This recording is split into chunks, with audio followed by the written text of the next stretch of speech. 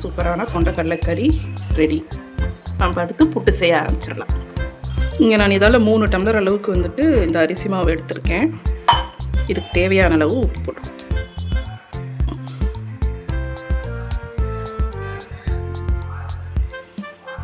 நல்லா ஃபஸ்ட்டு கலரி விட்டுப்போம். ஃபுல்லாக எல்லா பக்கமும் உப்பு படுற மாதிரி. உப்பு நல்லா கலரி எடுத்த பிறகு இப்போ கொஞ்சம் கொஞ்சமாக தண்ணி தெளித்து இதை பிசைஞ்சிக்கலாம்.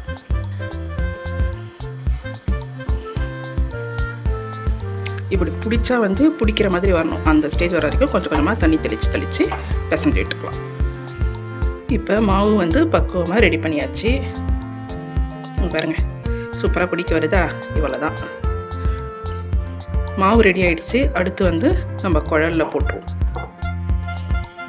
அதுக்கு ஃபஸ்ட்டு இந்த அடியில் இருக்க அந்த பாத்திரத்தில் ஒரு அரை அளவுக்கு இந்த கூட அளவுக்கு தண்ணி எடுத்தாச்சு.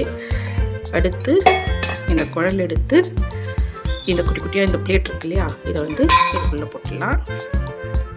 ஒரு சிலர் என்ன பண்ணுவாங்க, இந்த குழலில் மாவு போடும்போது மாவு கொஞ்சம் இந்த தேங்காய் துருவல் கொஞ்சம் போட்டு அப்படி ஃபில் பண்ணுவாங்க. பட் அது அது உடச்சி நம்ம கலரும்போது அந்த மாதிரி பண்ண நல்லாயிருக்கும். நம்ம அப்படியே குழலை அப்படியே சர்வ் பண்ணும்போது அது இதோட மிக்ஸ் ஆகிருக்காது இல்லையா. அதனால் நான் என்ன பண்ணுறேன், இந்த மாவு கூடவே நம்ம தேங்காய் துருவி வச்சிருந்தோம் இல்லையா, அதையும் நான் சேர்த்துறேன். ஒன்றா சேர்த்து கிளறிட்டு அதுக்கப்புறமா நம்ம குழலில் ஃபில் பண்ணிக்கலாம். குழலில் மாவு ஃபில் பண்ணியாச்சு. இதை மூடி வச்சுருவோம்.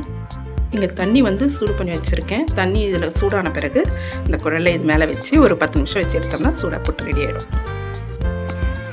புட்டு வேக வச்சு எடுத்தாச்சு. அதை இப்போ சர்வ் பண்ணிடலாமா?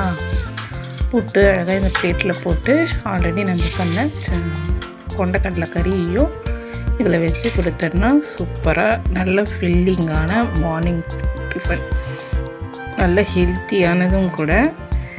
கண்டிப்பாக ட்ரை பண்ணி பாருங்கள், எல்லாருக்குமே ரொம்ப பிடிக்கும்.